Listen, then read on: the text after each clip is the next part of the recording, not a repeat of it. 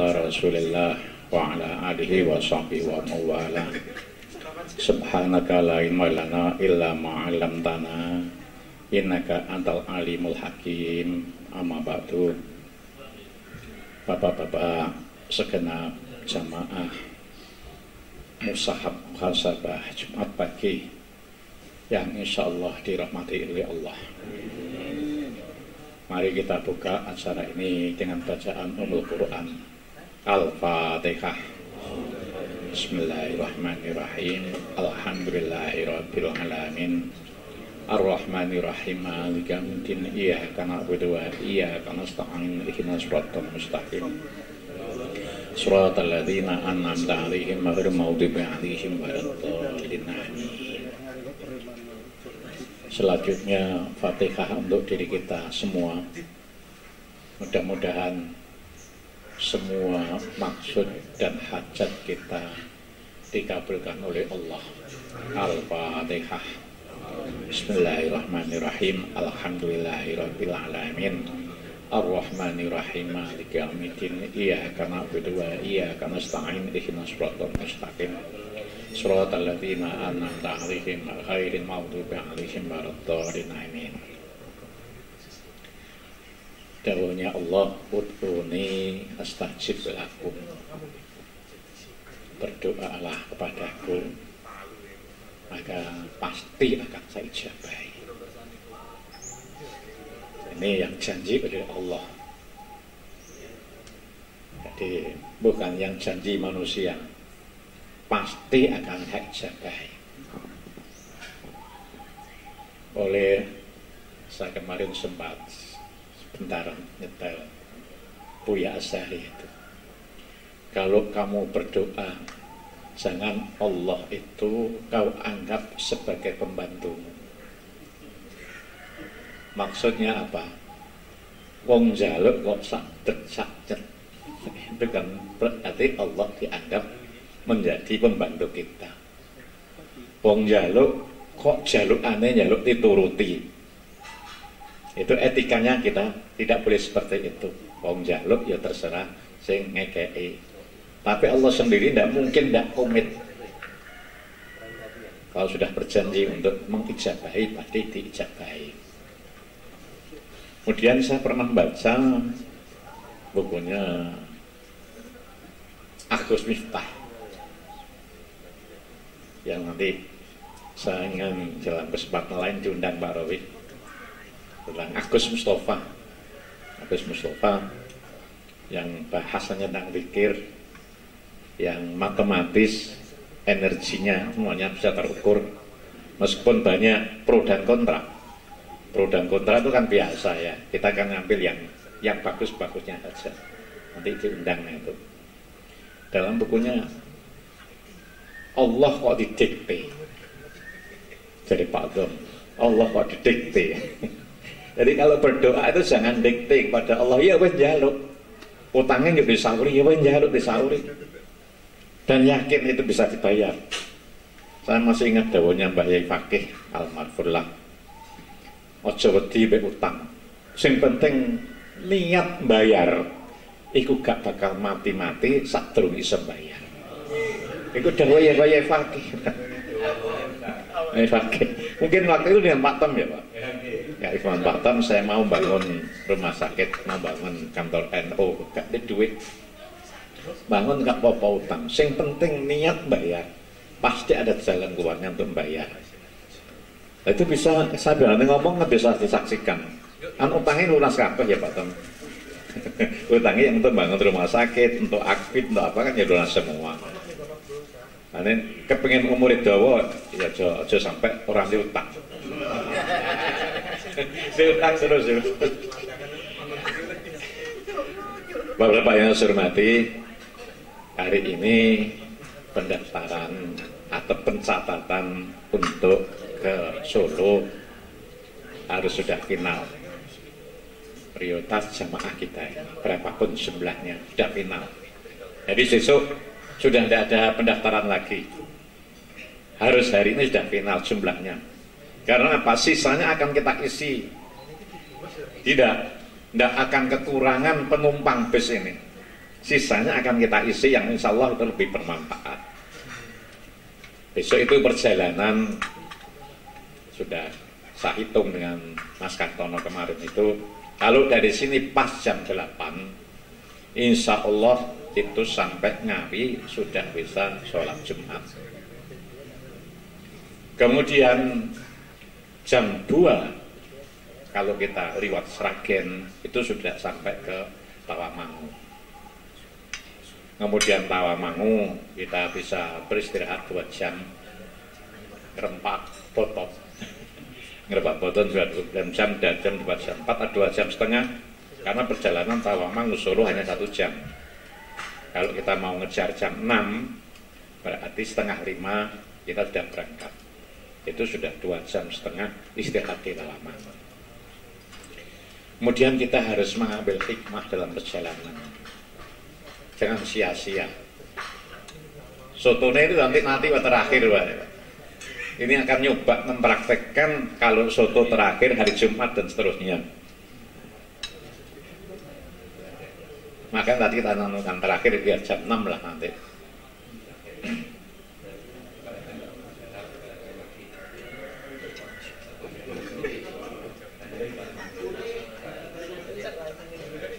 Saya lanjutkan.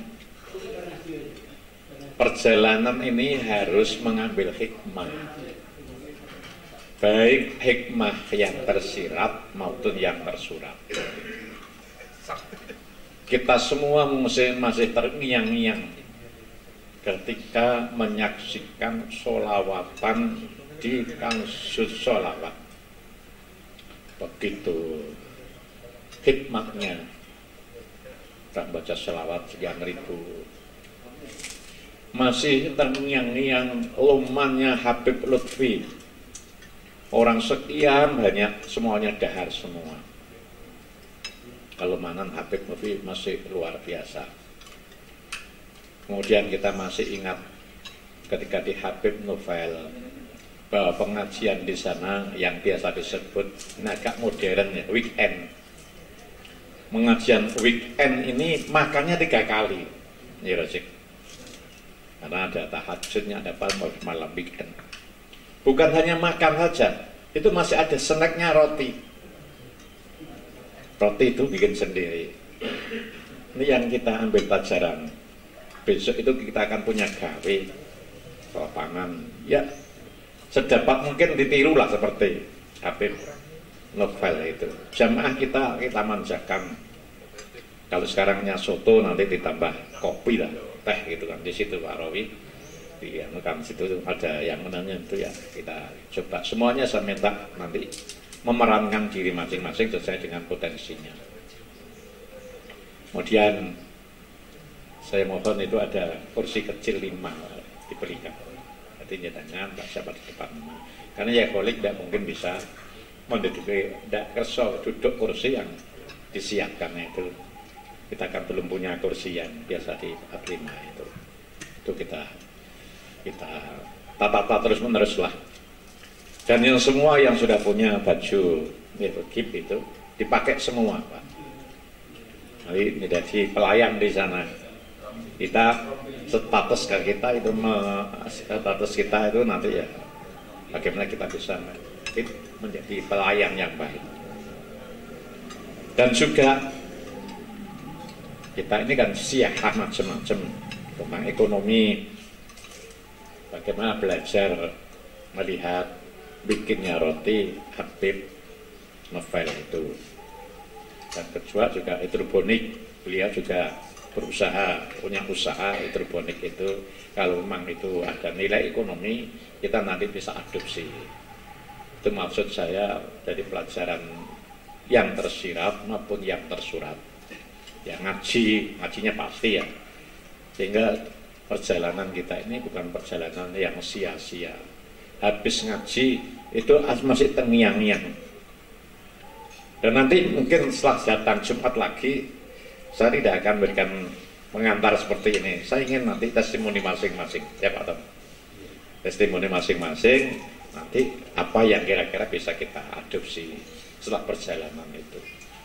Kita mencoba selalu berbuat yang terbaik dan sekaligus kita memperbaiki semua kekurangan kita.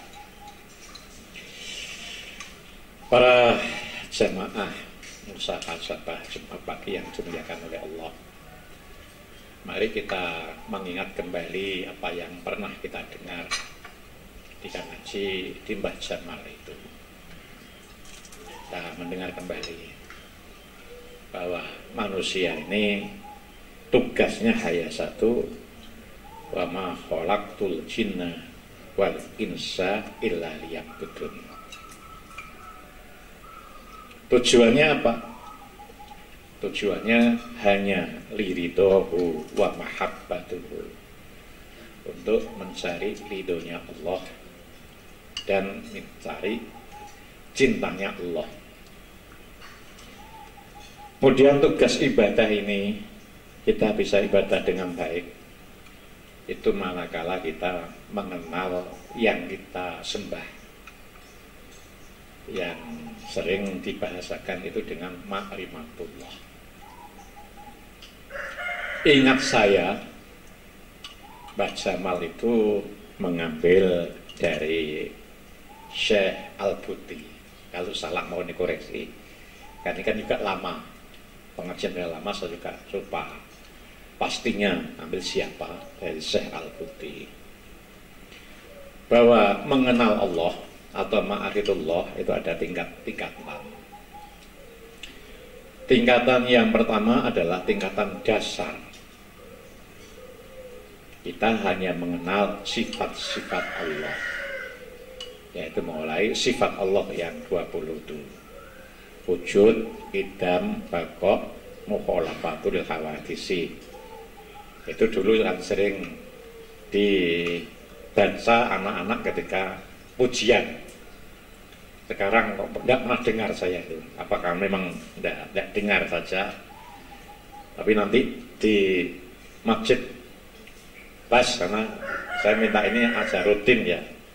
Ini adalah tingkat kemakrifatan yang paling awal, mengenal sifat wajibnya Allah, yaitu 20 itu. Tapi saya itu masih tanda tanya, Pak Tom. Allah itu selain sifat-sifat itu kan punya sifat jamal, umumnya sifat jalal. Nanti saya mohon Pak Tom ini ngupas ini apa ini. Kalau tidak hari ini siap, ya Sabtu yang ada datang tidak apa-apa Pak Tom. Jadi tidak harus dipaksakan, orang itu harus ingat-ingat ya. Jadi ada sifat jamal, sifat jalal, ada lebih sifat fadl, ada sifat adil. Fadlnya Allah, sifat keadilan Allah. Ini termasuk sifat wajib yang 20 itu, atau sifat yang mana? Ini kan ada asmaul husna, nama baik, ada sifat wajib.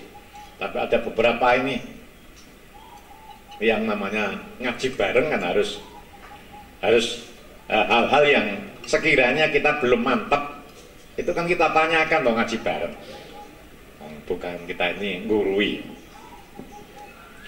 Jadi kemarifatan yang paling mendasar itu adalah kita mengenal dari sifat-sifat Allah itu. Itu adalah kelas SD. Terus kemakrifatan yang kedua adalah ma'rifatul am, ma'rifat secara umum. Ma'rifat semacam umum ini oleh Syekh Al-Buti itu, kalau tidak salah ya, saya lupa ingat Pak, ini. Tapi lupa nggak apa-apa, ngaji bareng. Pasti ada yang harus mengingatkan nanti, dikoreksi Jumat yang akan datang.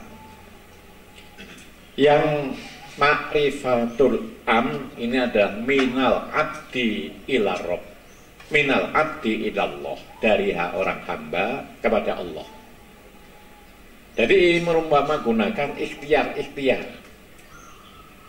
seperti kita thariqah, kita melakukan wirid-wirid, itu adalah ikhtiar. Jadi dengan bahasa lain itu adalah murid. Murid itu adalah kita melalui ikhtiar untuk mencapai sesuatu yang kita tuju. Yang kita tuju itu Allah. itu murid. Kalau nanti berikutnya itu murad. Jadi apa saja yang kita lakukan itu bisa mendekatkan diri, bisa ma'rifatullah. Baik itu thariqah maupun amaliyah yang lain. Perolehannya tidak selalu sama. Ada yang hanya beberapa bulan melakukan wirid, itu sudah bisa ma'rifatullah. Ada yang puluhan tahun baru bisa ma'rifatullah.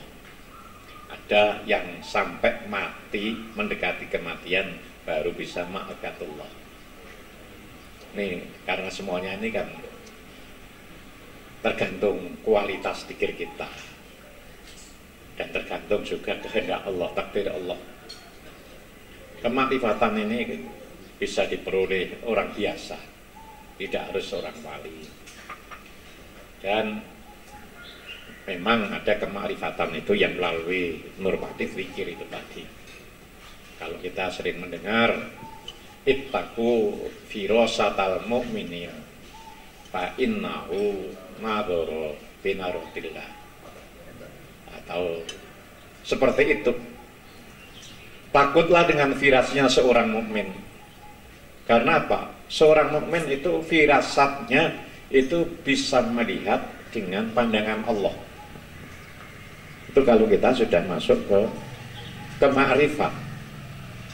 Jadi kadang-kadang kita bertindak sesuatu, kok tiba-tiba pas, semuanya tidak ada yang salah. Itu karena kita dapat warid. Kadar warid itu adalah madhara binadratillah, bisa melihat dengan pandangan Allah. Saya sekedar untuk memudahkan contoh aja.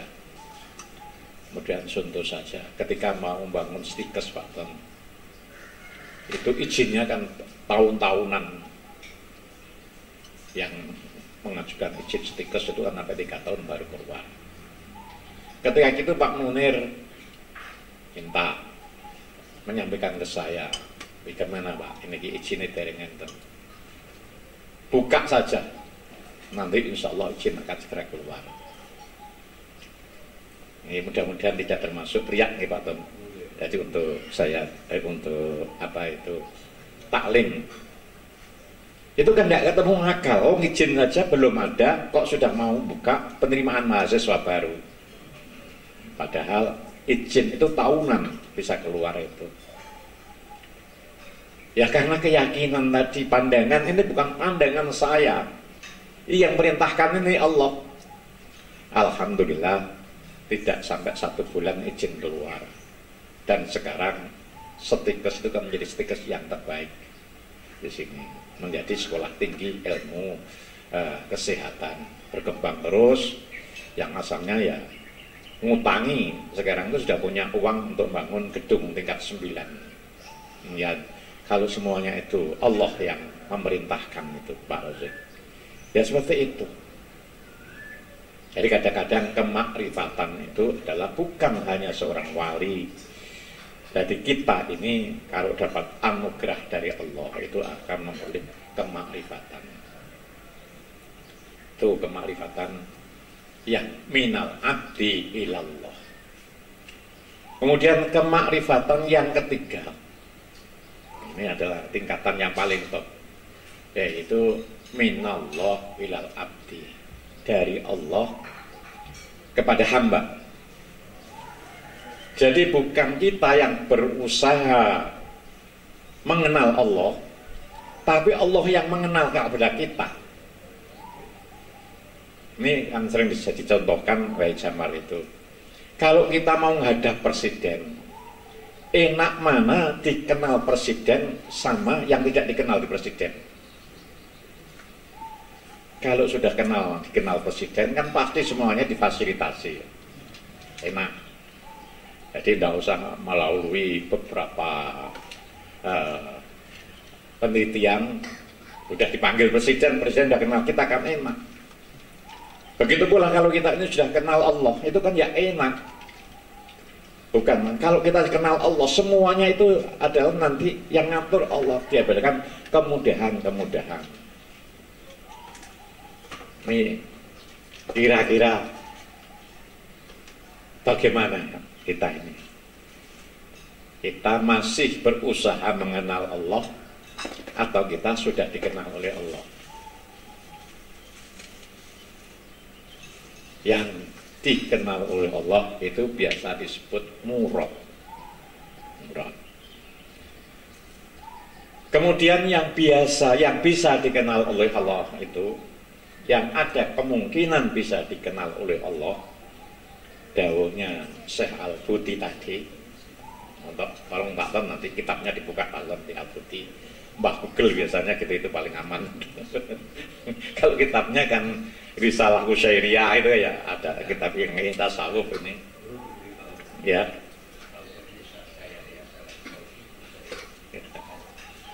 Ya. Nanti Pak Teman habis ini harus bisa menambahkan laksa latihan itu. Latih bareng. Karena sesungguhnya orang ngomong itu lebih paham daripada yang diomongin. Makanya sesuai dengan Al-Quran itu, bahwa yaskur fa innama yaskuru li nafsih, bahwa kalau kita syukur itu kembalinya pada diri kita sendiri. Bahkan penelitian, kalau kita memberi itu yang sampai ke orang hanya 20%, yang 60%, 80% itu kepada diri kita sendiri. Berarti ini Pak, kalau kita memberi orang 100, keuntungannya 100 ini, yang 20 masuk ke orang yang kita beri, yang 80 masuk pada diri kita. Memberi apa saja, termasuk kita ngomong ini saya ini yang ngomong dari tahun berapa sampai sekarang itu masih banyak yang saya omong daripada yang mendengarkan. Baik itu penelitian, kalau nasnya kan seras itu, Pama yaskur fa innama yaskuruni nafsi, balik ning awake dhewe yang paling banyak. Kita lanjutkan orang-orang yang bisa dikenal oleh Allah. Nomor 1 adalah imamun adil. Imamun adil di sini tidak menyebut itu bupati, tidak menyebut itu gubernur dan atasannya. Bisa juga Pak Imam Musolin, tanda petik. Bisa juga Pak Imam seperti ya, Imam Adilun itu Pak. Terjemahkan sendiri Imam Adilun ini, karena di sini tidak menunjukkan kekhususan. Imam apa aja, imam rumah tangga, imam RT, kan semua aja kan. Wong di sini tidak ada menunjukkan siapa-siapa. Kalau kita bisa berbuat adil, itu adalah ada atau insya Allah dikenal oleh Allah. Yang nomor 2 supaya kita bisa dikenal Allah itu adalah sahih. Bolak-balik yang namanya sahih di bidang apa kok katut Pak? Sahih itu loman, dermawan. Kadang-kadang yang sering konotasi kita, dermawan itu kan harus orang kaya kan gitu kan.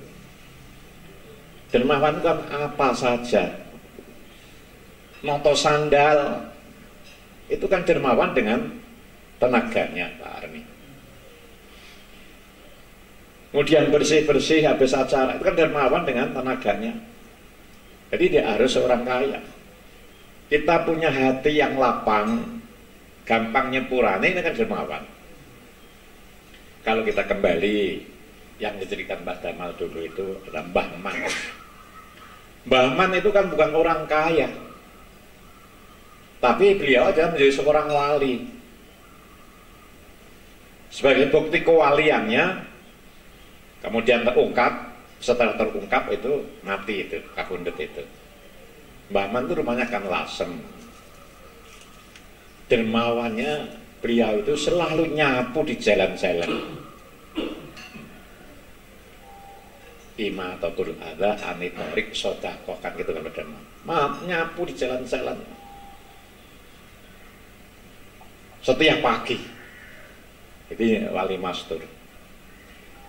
tahu kalau kewaliannya itu adalah ketika semua orang yang ingin memakai jasa Mbah Man, waktu itu adalah malam hari raya, semua dagangannya itu diserahkan pada Mbah Man supaya tepat waktu sampai ke tempat dia jualan. Kan orang banyak kan yang jualan di situ. Kemudian delalah, meskipun orang itu banyak, jam yang sama, barang yang dijasakan kepada Mbah Man sampai ke tempat dengan waktu yang sama. Disitulah baru orang tanda tanya, Mbah Man ini ternyata bukan orang biasa, tapi biasa beliau ini adalah wali mastur. Coba kalau kita amalannya apa? Bukan orang yang ngasih uang miliaran nanti pesawat, bukan. Hanya nyapu. Mungkin kalau di sini mungkin Mas Amin sing tukang syuting gitu ya. Atau Mas Imam sing tukang noto sandal. Terus kemudian Mas Agus sing tukang laden. Itu kalau dengan keikhlasannya itu udah dermawan. Itu yang ada kemungkinan kita ini nanti bukan kita mengenal Allah, tapi kita dikenal oleh Allah. Sahih. Ini bolak-balik dalam bidang apapun, sahih itu selalu masuk. Tapi orang bisa sahih itu kalau tidak punya hati yang bersih, tidak bisa. Kalau hatinya itu tidak toleransi, kalau kita ini tidak punya hati yang toleransi, ngaji ora dikandani, nyetir motor dhewe mulai arek sangu.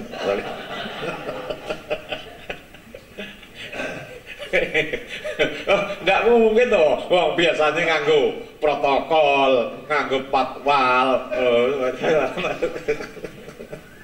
nyetir dhewe. Tapi ya itu Pak, mudah-mudahan tidak termasuk riak Pak. Ini saya senang dengan saya diberi oleh Allah kelonggaran hati saya. Berangkat ya berangkat.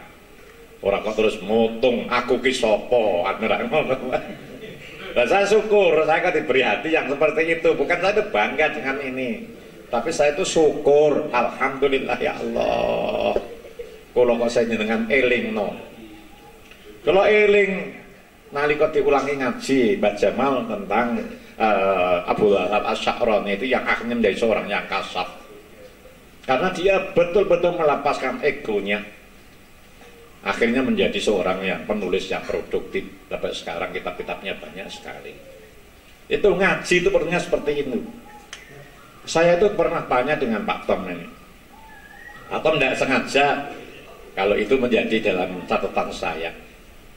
Pak Tom itu pagi-pagi ke rumah saya mengambil sepeda. Kok sepatunan? Saya tanya Pak Tom, lalu juga sepeda hari ini kok sepatunan mendidik Pak Tom? Kayak gitu. Nek nganggo sepatu niki Pak Huda, melampah niku enak. Oh, ilmu baru saya. Saya pernah koreksi. Saya ini kan punya kelainan di lutut ini. Wah, aku kok enak ki, kira-kira semari. Tapi setelah Pak Tom jelaskan melampah niku enak nggih sepatu, baru terjawab. Mlaku enak iku ora kok mekor dengkulku mari, tapi mergo nganggo sepatu. Seperti ini loh ngaji itu ya, ngaji apa saja kalau mau merenungkan itu, akhirnya pada saatnya kita ini menemukan. Saya tidak kuat jalan ke Semarang, tapi nek golep kok akas napa? Mergo pakai sepatu. Itu tidak sengaja ilmu dari Pak Tom.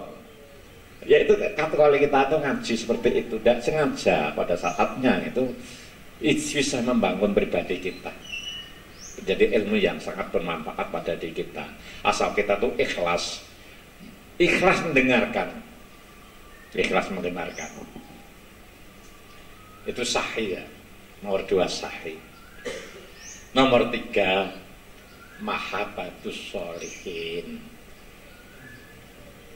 Oh, mahabbatus sholihin nomor 4 ya. Suhbatus sholihin. Jadi katanya Pak Sholihin itu. Mahabbatus sholihin itu ya wong kang soleh kumpulono. Lah yang ini yang harus kita jadikan niat. Kita ke mana-mana itu untuk apa? Kita ingin yaitu mahabbatus sholihin, jadi sahabatus sholihin, jadi sahabatnya orang yang soleh-soleh ini. Jadi sahabatnya orang yang soleh-soleh ini. Wong kang soleh kumpul ono kemana-mana kita akan berusaha. Ini kata masih saya rasa kita ngalamin mahabbatus sholihin kan belum banyak kan. Ya paling nih kalau sini seminggu pisan.